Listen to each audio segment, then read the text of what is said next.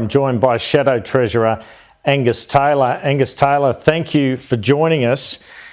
I wanted to ask you first about these comments you made last night about Anthony Albanese's travel. Do you think his NATO visit is unnecessary, or do you think he should have come home early even though he was visiting Ukraine? No, Andrew. My point was that I was on the ground yesterday with my constituents dealing with terrible, devastating flooding circumstances in the Camden area, and they wanted to know that the Prime Minister and others were concerned, were dealing with the concerns that they had. Now, the good news is this morning, as I was doing a radio interview early this morning, I received a press release saying that the area had been disaster declared. In other words, access to support was there, and I'm pleased to see that. But it is important that constituents know that people are on the job. And we hadn't heard from Anthony Albanese for 48 hours.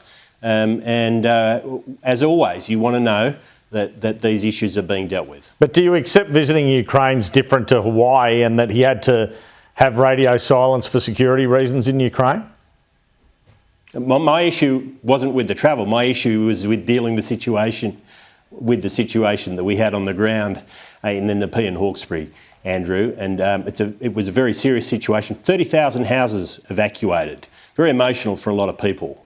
For some, it was the third or even fourth time they'd had to deal with similar circumstances, and so it was right and proper that get the attention it deserved. As I say, I was delighted this morning when I received the press release saying from both state and federal minister, saying that it had been declared, and that meant that those people who had been affected were going to get the support they deserve. Now, you're a former climate change minister. Do you think climate change has a role in these events?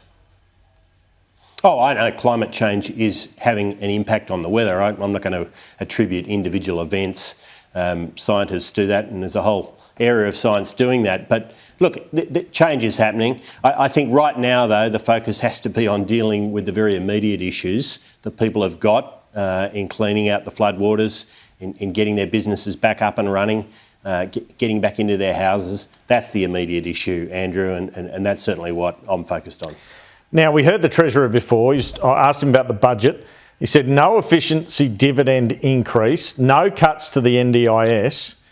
Do you agree with his approach on this? How is this going to be the tough budget they're talking about? Well, Andrew, Australians are worried about the inflationary and interest rate pressures that they've got in front of them. They're very real pressures. We've seen another 50 basis points today. That's putting real pressures on budgets for anyone with a mortgage. More than 3 million Australians with a mortgage, and those more than 3 million families deserve a strong economic response. They deserve an economic plan, and they haven't got one from the government. Now, we know that part of that economic plan needs to be good budget management, good economic management. We know from historical bouts of interest rates and inflation that that's an essential ingredient to finding a solution. You do not want to have a situation... Do you think Jim Chalmers has got the ticker for that sort of budget management?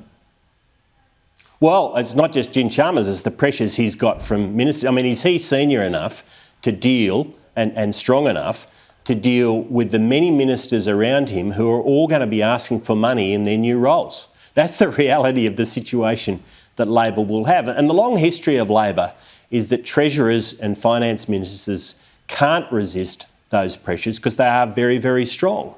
The problem, Andrew, with that is that you end up with government competing with households for borrowing money, and that means interest rates are pushed up. It's very simple economics. If the government has to borrow more to fund its spending, then households have to pay more in their interest bills, and it adds to inflationary pressure as well. So almost out of time. It's very important now. How much do you expect interest rates to rise this year? Well, I'm not going to get into economic forecasts, but this interest rate increase was expected, and it's been made very clear both by the RBA and economists that future increases are expected as well. So we're going to see more pain. That's why we need to see a strong economic response from the government, a strong economic plan, which has at the centrepiece managing the budget to manage inflation and manage interest rates. Just finally, do you think the petrol excise cut should be extended in any form post-September? Well, what I think is there needs to be a strong economic plan to deal with these issues. That is the key, Andrew.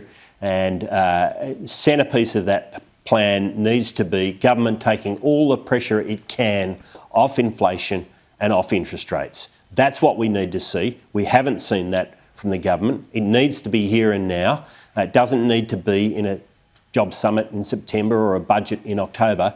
Those pressures for Australian families and businesses are right here and now. Angus Taylor, thanks so much for your time. Thanks, Andrew.